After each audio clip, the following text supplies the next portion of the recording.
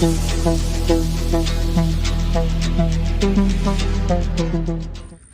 2 kilometre आना, 2 kilometre जाना। That means we done 4 kilometre.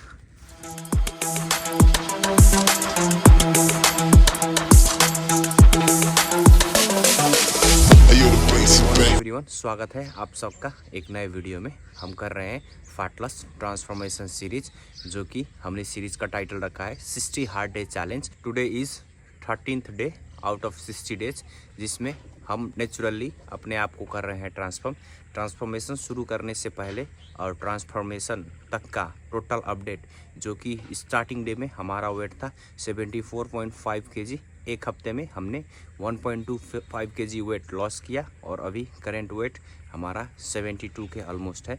तो चलो गाइज, करते हैं आज का दिन का शुरू अपने ब्लैक कॉफ़ी से। कॉफ़ी मुझे बहुत ही पसंद है और कभी काल जब दिल करता है तो चाय भी पी लेता हूँ, मगर मैक्रोज कैलकुलेट करके। फैट लॉस जर्नी में मैक्रोज बहुत ही इम्पोर्टेंट रोल प्ले करता है। आप कुछ भी खा सकते हो, doesn't matter, but make sure आपका जितना रिक्वायर्ड डेली इंटेक है, जितना डेली कैलोरी है, आप उतने में ही सीमित रहो। और स्पेशली अगर आपको फैट लॉस करना है तो दिन का मेंटेनेंस कैलोरी से भी कम खाना होगा और साथ में वर्कआउट तगड़ा तरीका से करना पड़ेगा, ताकि हमको रिजल्ट जल्द से जल्द दिखे।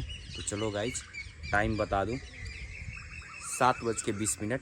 आज बहुत ही लेट सोकर उठे, वो कि इसलिए रात में हुआ था बारिश। देख सकते हो पीछे पानी ही पानी होगा। आई गेस मानसून शुरू हो चुका है। रात में हुआ तगड़ी बारिश, जिसके वजह से लाइट भी चली गई थी और सोने में बहुत ही तकलीफ़ हुआ था 2 से 3 घंटे गर्मी की वजह से। तो ऑलमोस्ट हम रात को 3 बजे सोकर सुबह के 7:30 बजे उठ रहे हैं। सोने का दिल बहुत तगड़ा कर रहा है, मगर अब नहीं, क्योंकि वैसे ही हम लेट उठे और ज़्यादातर सोने से भी बॉडी में एक लेजीनेस फील आ जाता है। एंड गाइस, तो चलो पीते हैं अपना ब्लैक कॉफ़ी और उसके बाद मिलते हैं आप सबसे ब्रेकफास्ट में। मगर उससे पहले हमको होना है फ्रेश, हमको करना है कुछ काम।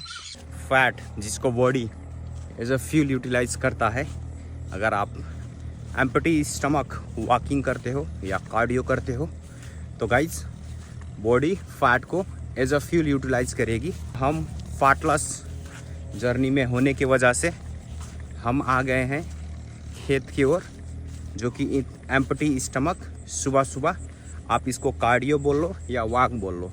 रात में बारिश ज़्यादा होने की वजह से खेतों में पानी जम गया है, तो उस दिन खेत में किए थे काम, तो पानी एक्सेस को मॉडरेट रखने के लिए हम आ गए खेत में। और चलो उसको मेंटेन करते हैं, फिर मिलते हैं। टाइम 8:40। तो देख सकते हो वॉक बहुत ही बढ़िया रहा। थोड़ा लेट भी हो गए और 2 किलोमीटर आना, 2 किलोमीटर जाना। That means we done 4 kilometre and 4 kilometre I think it's a very good. ये जो 4 किलोमीटर का रेशियो है, उससे हमको अपना फैट बर्न करने में काफ़ी मदद होगा। और हम हैं अभी एम्प्टी स्टमक, और जितना हम चलेंगे उतना हमारा बॉडी फैट को एज अ फ्यूल कंज्यूम करेगी और उसके बाद फैट लॉस जर्नी में और ही बेहतरीन रिजल्ट देखने को मिलेगा।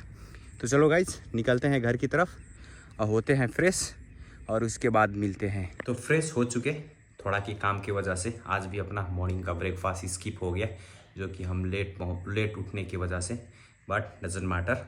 तो आज से हमने अपने मील में किए हैं कुछ चेंजेस। आज से हमारा लंच मील, जिसमें हम कंज्यूम करेंगे 600 कैलोरीज, और फ्रॉम टुमारो हम कंज्यूम करेंगे ब्रेकफास्ट में एज अ 300 कैलोरीज।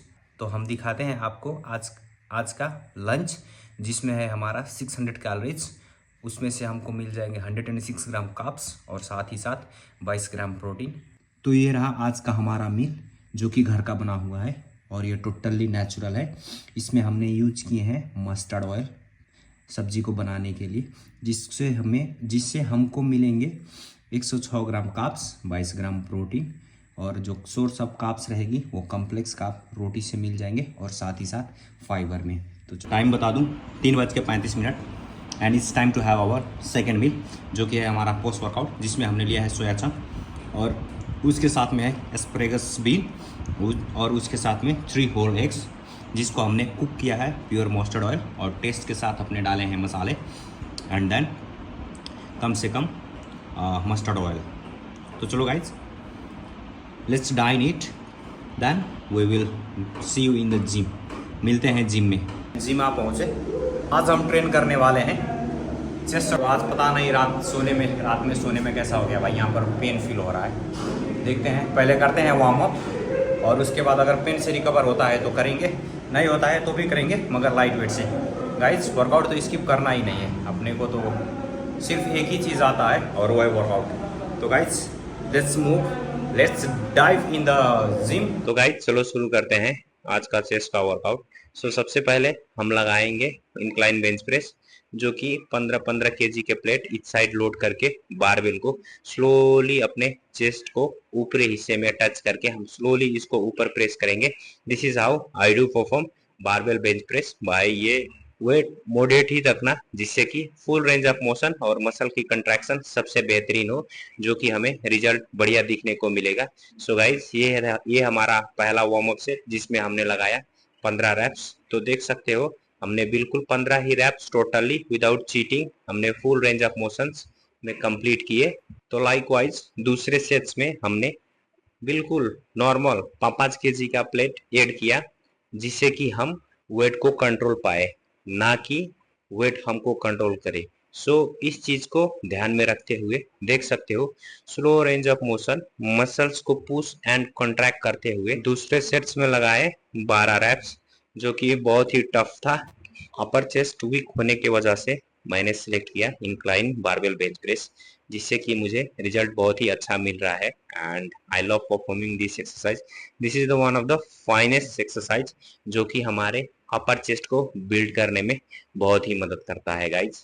एंड इसी तरह से हमने चेस्ट का तीसरा वर्कआउट, जो कि पहले सेट्स का तीसरा workout incline barbell bench press, muscles failure होने की वजह से हमने ज़्यादा तो नहीं तकरीबन 10 केजी दोनों साइड में ए टू वेट किया और देख सकते हो मसल्स फेल हो ही चुका है और हमको पुश करने में बहुत ही दिक्कत आ रहा था, मगर कोई बात नहीं, हम कैलोरी डेफिसिट में होने की वजह से पावर भी उतना कम हो चुका है।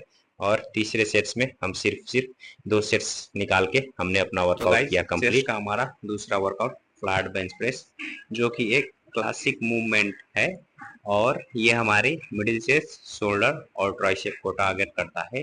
तो गाइज फर्स्ट सेट्स में हमने 15-15 की प्लेट्स दोनों साइड्स लगा के बारबेल को अपने मिडिल चेस्ट को टारगेट करते हुए स्लोली अपने मिडिल चेस्ट पे टच करके स्लोली हमने ऊपर पुश किया, जिससे हमारा मसल ज़्यादा कंट्रैक्ट हुआ। और जब मसल कंट्रैक्ट होंगे तो ऑब्वियसली वहाँ पे मसल का ब्रेक होना ही होना है। वंस मसल ब्रेक होंगे उसके बाद गाइज रिजल्ट तो आना ही आना है। तो गाइज पहले सेट्स में हमने लगाए 15 रैप्स, उसके बाद 10-10 केजी के प्लेट्स ऐड करके हम निकल पड़े दूसरे सेट्स में। तो आप देख सकते हो हमने कैमरा का एंगल भी किया थोड़ा सा चेंज, क्योंकि पहले एंगल में गाइज थोड़ा सा दूसरे ही पॉइंट को फोकस कर रहा था, but guys ignore that point, just आप वर्कआउट देखो।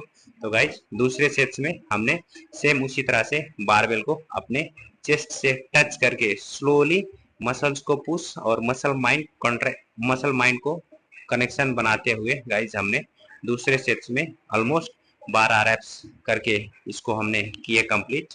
Well guys we are almost at last part of flat bench press.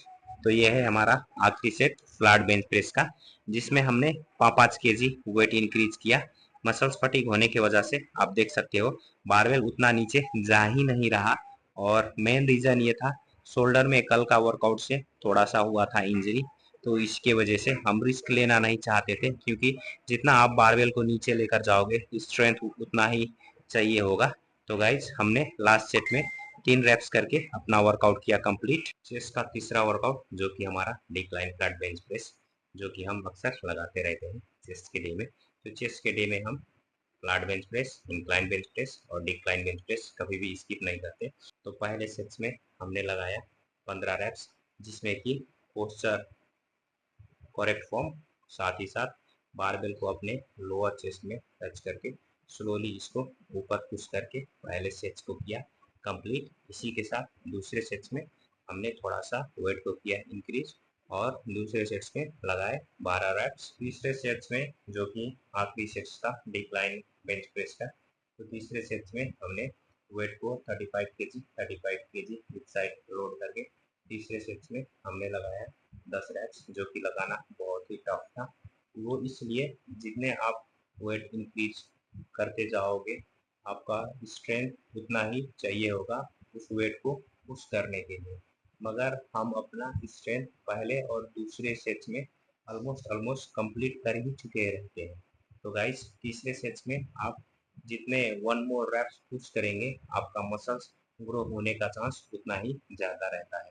तो गाइस कल का वर्कआउट कहा जाए या सोने में पोस्चर थोड़ा बिगड़ने की वजह से शोल्डर में पेन स्टार्ट हो चुका था, इसलिए हमने चेस्ट के वर्कआउट के दौरान हमने लगाया इंक्लाइन, डिक्लाइन, फ्लैट तीनों बेंच प्रेस, और हमने डिसाइड किया कि फ्लाइंग मशीन आज का हमारा चौथी और आखिरी वर्कआउट होगा चेस्ट का, क्योंकि शोल्डर में पेन इतना शुरू हो चुका था, हम कोई रिस्क लेना नहीं चाहते थे, इसीलिए पहले सेट्स में फ्लाइंग मशीन के हमने मॉडरेट वेट से लगाए 15 रैप्स। दूसरे सेट्स में हमने 5 केजी का प्लेट बोथ साइड में किया ऐड, और दूसरा सेट्स में मसल्स को पुश करते हुए पेन को इग्नोर करते हुए हमने लगाए 12 रैप्स। भाई साहब पेन इतना बढ़ गया था कि क्या ही बताएं। बहुत बढ़िया सा स्लोगन है guys, no pain no gain. उसी को मद्देनजर रखते हुए हमारा जो शोल्डर में पेन हो रहा था उसको इग्नोर करके हमने प्लेट को किया इंक्रीज। हमने 15-15 के प्लेट लगाए दोनों साइड में, और चेस्ट फ्लाई की आखिरी सेट्स में हमने अपने आप को पुश करते हुए मैक्स 6 रैप्स तक ही लगा सके, और इसी के साथ हमारा आज का वर्कआउट हुआ कंप्लीट। गाइस अपना वर्कआउट हुआ कंप्लीट। वर्कआउट करने में उतना मज़ा नहीं आया क्योंकि कल हमने लगाया था शोल्डर, और शोल्डर प्रेस लगाने वक्त हाईएस्ट डंबल से यहाँ पर कुछ हमें फील हुआ था। आई थिंक उसी वजह से माइट भी वो एक रीज़न हो सकता है, और रात में अच्छे से नींद नहीं आया और सोने में कुछ पोर्शन ना मिलने से I think I am getting here pain, so I think it's like a injury. So ये रहा अपना कंडीशन, आज का कंडीशन कुछ ऐसा है। अब 2 दिन बाद अपने वेट मेज़र करेंगे, देखते हैं 2 हफ्ते में हमने अपने वेट को कहाँ से कहाँ तक डिक्रीज किया है, और वो सब अपडेट करते रहेंगे। तो कल से हमारा डाइट प्लान भी चेंज है, एंड वी गोना कंटिन्यू